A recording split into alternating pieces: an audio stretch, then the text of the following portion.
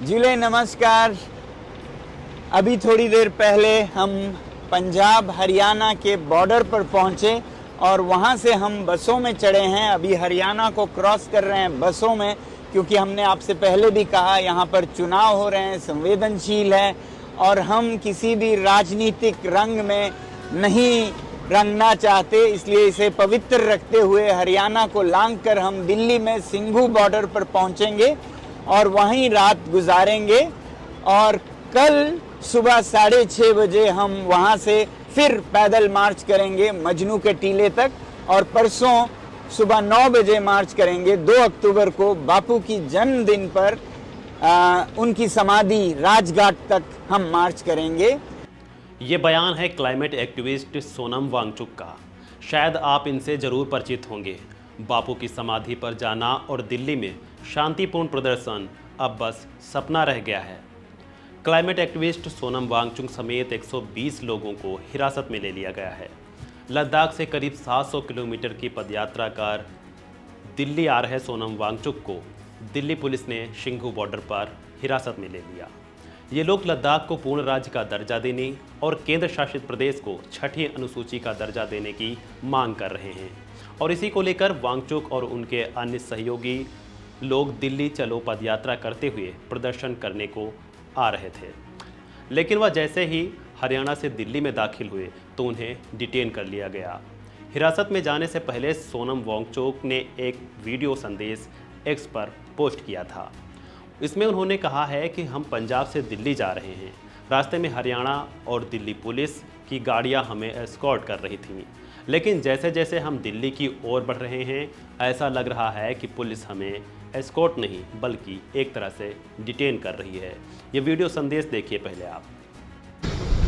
नमस्कार जुले, मैं अभी ये वीडियो रिकॉर्ड कर रहा हूँ उस बस से जिससे हम पंजाब से दिल्ली जा रहे हैं।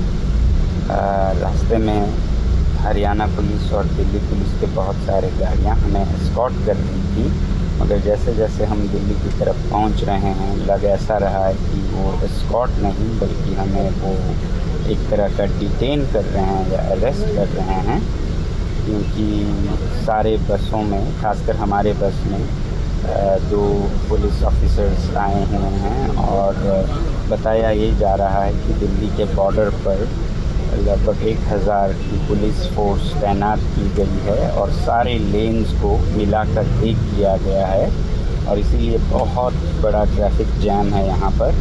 वैसे ही हमें बताया गया कि लद्दाख भवन जहाँ पर लद्दाख के नेता ठहरे हैं उन्हें बैरिकेड करके एक तरह का हाउस अरेस्ट किया गया है और जो लद्दाख के स्टूडेंट्स दिल्ली में हैं जिस मोहल्ले में या इलाके में हैं वहाँ भी बैरिकेड्स किए गए हैं, तो हमें शायद डिटेन किया जाएगा। इसके जैसा कि आपने सुना, सोनम वांगचुक ने जैसा अंदेशा जताया था हुआ भी ठीक वैसा ही।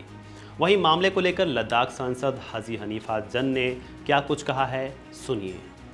देखिए, आप लोगों को पता है पिछले 3 साल से लद्दाख के अवाम केडीए और एपेक्स के बैनर तले सोनम वांगचुक जी की क़यादत में कई बार जो है एहतजाज कर चुके हैं और बहुत ही अमन के साथ पीसफुली हमने अपना जो एहतजाज दर्ज किया है।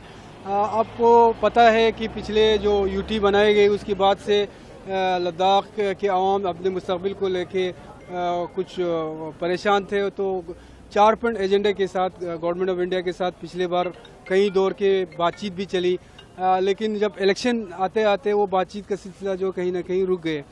तो हमें ये उम्मीद था कि गवर्नमेंट बनने के बाद कम से कम फिर से जो टॉक्स थे वो रिस्टोर किया जाएगा, मगर अभी तक उसका कोई सुनवाई नहीं हुई।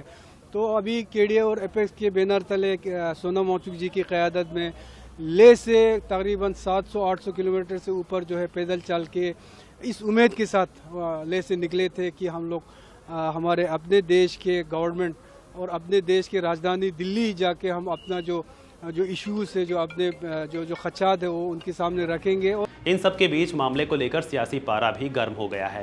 कांग्रेस, समाजवादी पार्टी और आम आदमी पार्टी ने केंद्र की मोदी सरकार से सवाल करते हुए कई आरोप लगाए हैं। कांग्रेस सांसद और लोकसभा नेता प्रतिपक्ष राहुल गांधी ने एक्स पर पोस्ट किया है। उन्होंने पोस्ट करते हुए सोनम वांगचुक की डिटेंशन को अस्वीकार्य बताया है। साथ ही उन्होंने लिखा है, पर्यावरण और संवैधानिक अधिकारों के लिए शांतिपूर्ण मार्च कर रहे सोनम वांगचुक जी को सैकड़ों लद्दाखियों की हिरासत अस्वीकार्य है। लद्दाख के भविष्य के लिए खड़े होने वाले बुजुर्ग नागरिकों को दिल्ली की सीमा पर हिरासत में क्यों लिया जा रहा है? मोदी जी, किसानों की तरह ये चक्रव्यूह भी टूटेगा और आपका अहंकार भी टूटेगा। आपको लद्दाख की आवाज़ सुननी होगी। पहली बार ऐसा देखने को मिल रहा है आज़ादी के बाद, किसानों के लिए दिल्ली के दरवाजे बंद, पर्यावरण के लिए या अपने हकों के लिए कोई अपनी आवाज़ उठाना चाहता है तो जाहिर सी बात है वो आवाज़ राजधानी में ही आकर उठाएगा। उनके लिए आपने ताले लगा दिए, राजघाट पर ताले लगा देंगे आप? राजघाट तो लोगों की जगह है, वो तो एक तीर्थ स्थान है तमाम उन लोगों के लिए जो संविधान को अपना भगवान मानते हैं, ईश्वर मानते हैं। उनको आप राजघाट में नहीं जाने देंगे। ये पाप है, अपराध नहीं है, ये पाप है जो नरेंद्र मोदी की सरकार ने कल रात को किया। कांग्रेस के साथ ही सपा प्रमुख अखिलेश यादव ने भी सोनम वांगचुक और अन्य लोगों की डिटेंशन को लेकर सवाल किया है। साथ ही केंद्र सरकार और बीजेपी को डरा हुआ बताया है। अखिलेश ने भी एक्स पर पोस्ट में लिखा है, जो लोग शांति से डरते हैं वो अंदर से डरे हुए लोग होते हैं। भाजपा सरकार पर्यावरण रक्षक व लद्दाख हितैषी सोनम वांगचुक जी को शांतिपूर्ण दिल्ली यात्रा को बाधित करके कुछ भी हासिल नहीं कर सकती। केंद्र अगर सरहद की आवाज़ नहीं सुनेगा तो ये उसकी राजनीतिक श्रवणहीनता कहलाई जाएगी। हैशटैग नहीं चाहिए भाजपा। वही मामले पर आम आदमी पार्टी और दिल्ली के पूर्व डिप्टी सीएम मनीष सिसोदिया ने भी बयान दिया है।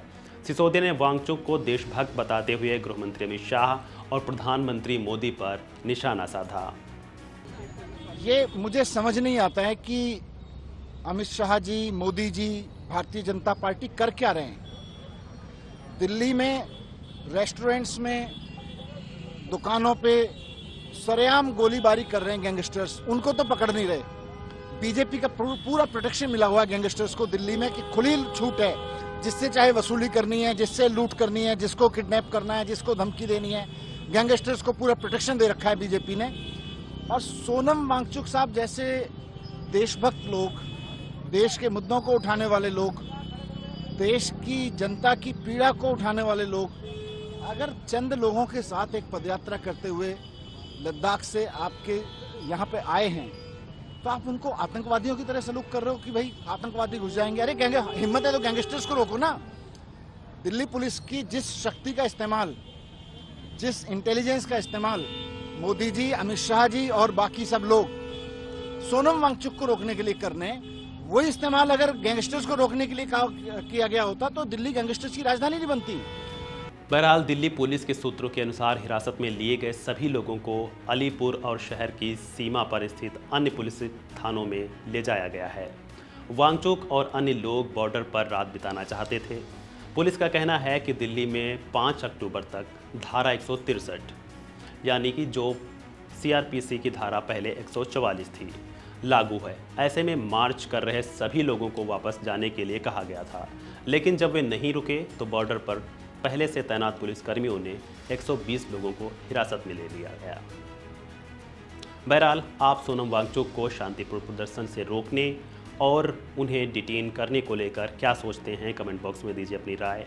बहरहाल इस वीडियो में इतना ही। खबरों से जुड़े अन्य अपडेट्स के लिए वन इंडिया को करें लाइक और सब्सक्राइब।